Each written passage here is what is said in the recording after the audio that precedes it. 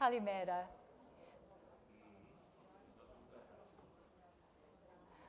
Hello, my name is Mary Bussell. I'm with Economist Impact, and I am delighted to welcome Commissioner Kyriakidis, Minister Pelevres, distinguished guests, ladies and gentlemen. And I would also like to welcome over 1,000 people who are participating remotely from around the world. Good morning to them, good afternoon to them, and good evening to them. Welcome to the second conference on Greece's cancer agenda. This year, we're focusing on combating cancer in a post-COVID world.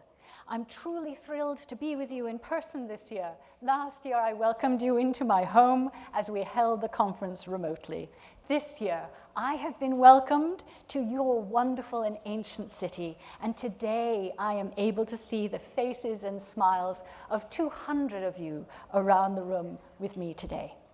Please join me in thanking the Hellenic Society of Medical Oncology and MSD for supporting the conference today.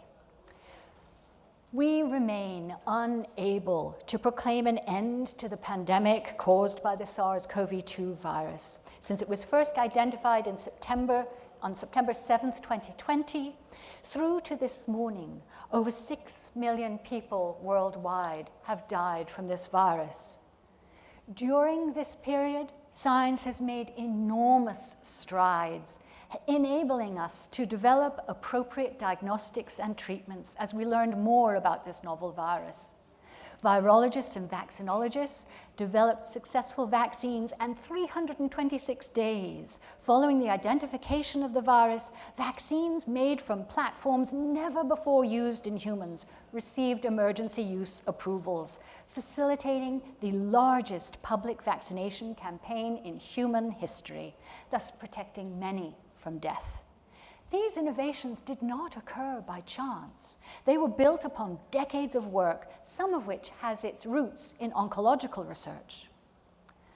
Without a doubt, this pandemic has had a cataclysmic impact on people living with cancer, and that includes all of us, because cancer touches everyone, either directly or indirectly.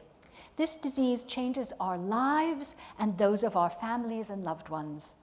Cancer is our next global health crisis, and the COVID-19 pandemic has exacerbated this. Today, we gather to discuss how we can move the agenda forward to address cancer in Greece and throughout Europe, taking advantage of the knowledge amassed by researchers because we are at a precipice. Cancer will not wait for a pandemic to pass.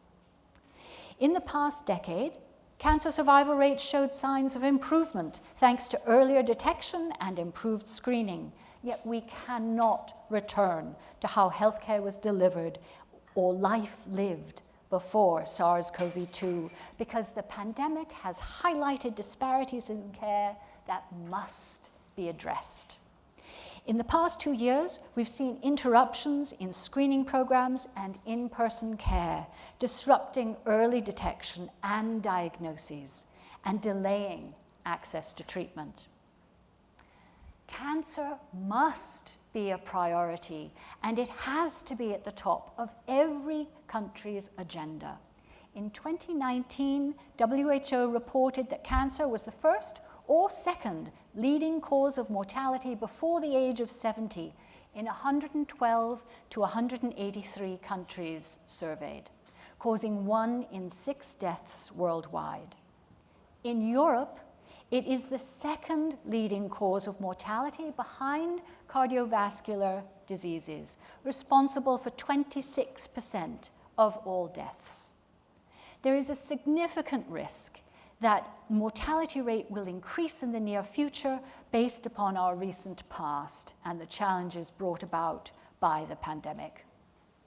We must ensure that cancer is a priority throughout Europe with national cancer control plans that include implementation plans and dedicated sources of funding. Cancer can be prevented. Between 30 and 50% of cancers are preventable. Development of safe and efficacious vaccines and tighter tobacco control can help to maximize prevention efforts. Innovations to prevent and treat cancer are making good strides. Indeed, the mRNA technology that proved so successful in vaccines for COVID-19 had their origins in research conducted for cancer prevention and treatment. The HPV and hepatitis B vaccines are seeing more widespread use around the world, and research continues as we look for ways to reduce the ever-growing incidence of cancer globally. There is a role we can all play in preventing cancer. Make health-affirming decisions. Tobacco is recognized as the most important risk factor for cancers, responsible not just for 85% of lung cancer cases, but approximately 22% of all cancer cases. WHO has called the tobacco epidemic one of the most significant challenges to global public health, and it is right here. Europe has the highest percentage of smokers worldwide. An estimated 209 million Europeans smoke, and of these, half are estimated to die prematurely as a result. Strengthening anti-tobacco legislation must be a first step. The global incidence of cancer is increasing. In 2020, there were 19.3 million new cases of cancer worldwide, an increase from 14 million cases in 2012. In Europe and Central Asia, 1 in 4 people will receive a diagnosis of cancer in their lifetime. But there is reason for hope, as new and improved screening, diagnostic, and treatment options are becoming available that will help patients live longer with a better quality of life. So incorporating the knowledge and technologies into clinical guidelines and care pathways can help to guide health professionals to achieve better outcomes through improved recognition and treatment. In the past 2 years, rates of cancer screening, diagnosis, and treatment have suffered as health systems around the world worked diligently to address the immediacy wrought by the COVID-19 pandemic. For example, in Italy, colorectal cancer screening declined 46% between 2019 and 2020. In Spain, cancer diagnoses were 34% lower than statistics projected in 2020. In Belgium, diagnosis of invasive tumors fell 44% in the early stages of the pandemic. And here in Greece, the number of cancer screenings plummeted 90% during the pandemic. This is alarming because postponements in screening delays diagnosis, which in turn delays the initiation of treatment. In late 2020, the British Medical Journal reported that a 1-month delay in cancer treatment can increase a person's risk of mortality by approximately 10%. We need to improve how we engage with people living with cancer, ensuring that their needs are heard by decision makers, because improvements are needed in all aspects of a person's journey with cancer.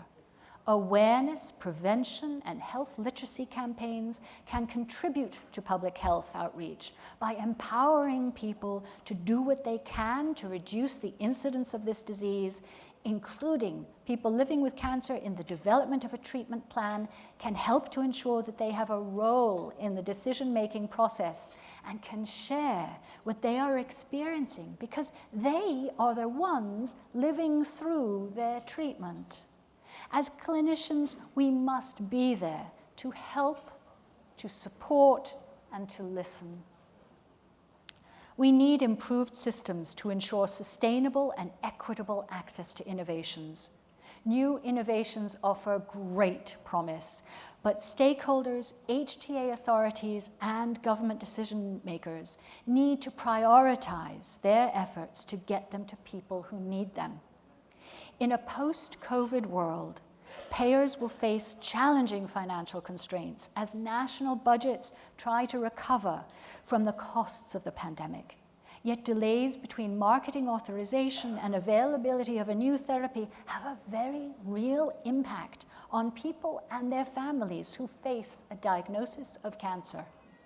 Collaboration between an assortment of stakeholders is necessary to ensure that treatments are available in a timely and financially sustainable way.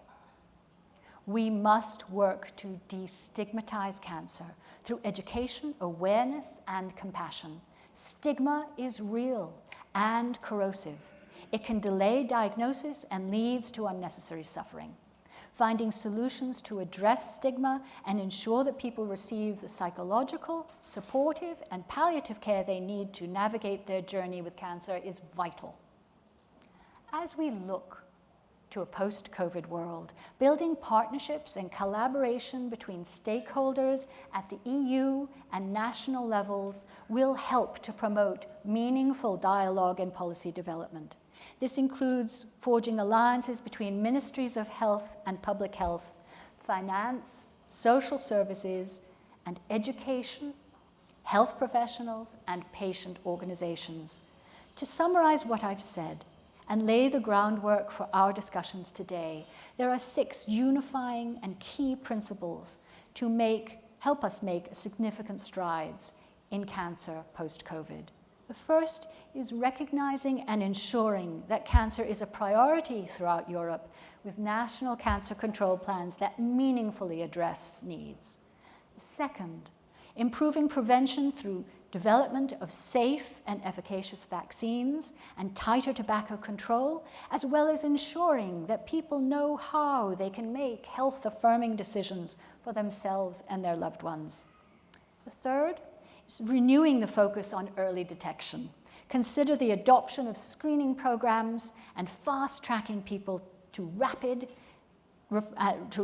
diagnosis and rapid referral to treatment, because outcomes improve when treatment is initiated in the earliest stages of cancer.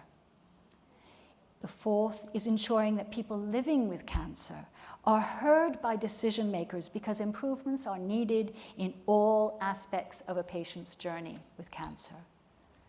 The fifth, creating and implementing systems to ensure sustainable and equitable access to innovations. And the sixth is destigmatizing cancer through greater education, awareness, and compassion. Despite the challenges brought on by the COVID-19 pandemic, there are opportunities for improvement as we look to the future. Today, we will hear about the key trends and developments. There is no room for complacency. We are gathered today not to dwell on the past, but to synchronize our understanding of where we are so that we can join forces to redouble our efforts to address the challenges posed by cancer and to maximize the opportunities emerging from new developments in screening, early detection, and treatment. We have innumerable opportunities to improve the care we deliver. Cancer touches all of us. Improving our communication, developing new ways to collaborate, building consensus together, we can change the agenda together, because communication plus collaboration and consensus building leads us to change.